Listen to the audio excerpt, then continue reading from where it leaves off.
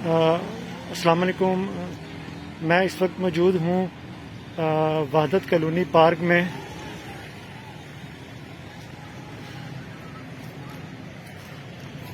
ये आप गंदगी देख रहे हैं वहदत कॉलोनी पार्क में।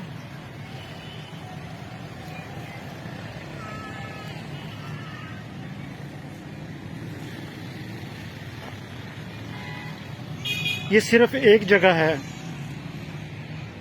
एक साइड है। ये पार्क है और वहदत कॉलोनी के जो बेशुमार लोग वॉक करते हैं यहाँ पे आके, इस कदर गंदगी है कि वॉक करना मुश्किल है।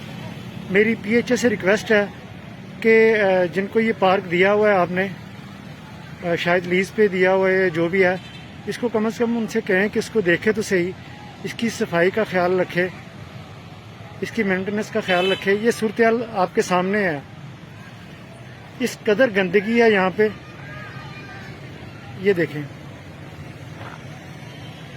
ये पीएचए से रिक्वेस्ट है, बार बार रिक्वेस्ट है कि इसको देखें।